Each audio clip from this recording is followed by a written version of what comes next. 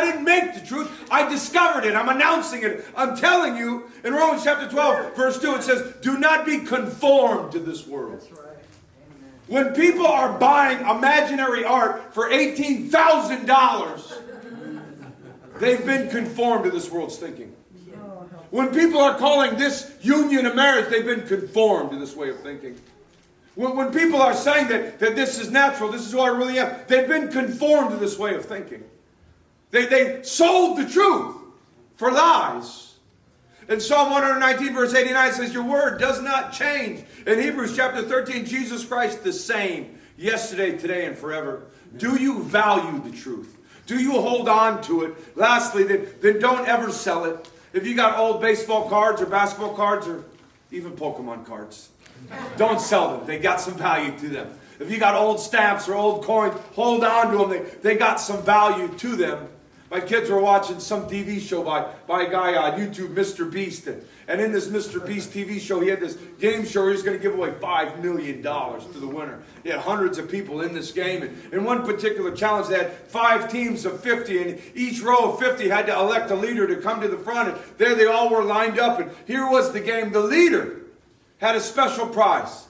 There was going to calculate from $1 all the way to $1 million. And the first leader to hit a button got to keep the money, but he eliminated the rest of his team. He got to go on with the game. And all he or she had to do was hit the button. And so they're looking at each other to see how much money they can get or to see if somebody else is going to get eliminated. And 5 people at the stands. And you could see their lines begging them, please don't, please don't, please don't. I want a chance at $5 million. Please don't eliminate us. And it goes from $1 to 50 to 100 to 500 to 1,000 to 50,000 to 100,000, 250,000, 350,000. And it gets all the way to $1 million. And then he does a countdown. And none of them hit the buzzer. Man, I would have sold them for like $82. And see ya! Listen, if I'm on a game show, I don't need new friends. I got friends, all right? It'll be a nice tide coming back to here. See ya! Met you for a day. Don't owe you nothing. I owe my family, my friends, everything. But these guys held out. They held the line almost for strangers. They could have had $1 million and kept on going and eliminated half a percentage of their competition. But they wouldn't sell out. Maybe that's admirable. Maybe. Reminds me of the story in 1 Kings chapter 21 of Jezebel when she sees her husband, the king, Ahab, sulking, whining like a big baby. Saying, what's the matter, dear? I wanted this vineyard, and this guy, he wouldn't sell it to me. And I really wanted it. Well, you're the king. Take it. I don't know how to take it. I offered him lots of money, and he wouldn't sell it to me. I want it. He said, give me your ring, husband. So she gets the ring and she writes a letter and she signs it with his seal and then she sends it to some scoundrels, to some cutthroats in that neighborhood. And those cutthroats get the letter and they open it up and they get the plan and they call for a feast and they invite the man and his whole family to come to the feast. And there they are eating and feasting, having a great time. And one of those hired scoundrels stands up and says, I saw that man curse God.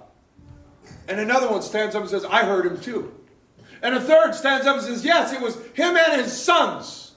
They were all speaking evil about their God. And then they said, what's the penalty for that? And a fourth man says, they should be stoned.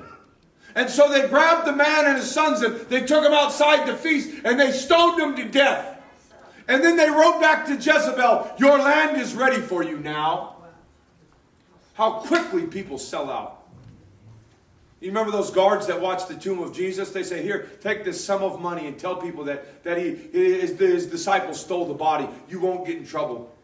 The greatest miracle humanity has seen, what saves our soul, and soldiers casually just took a bribe.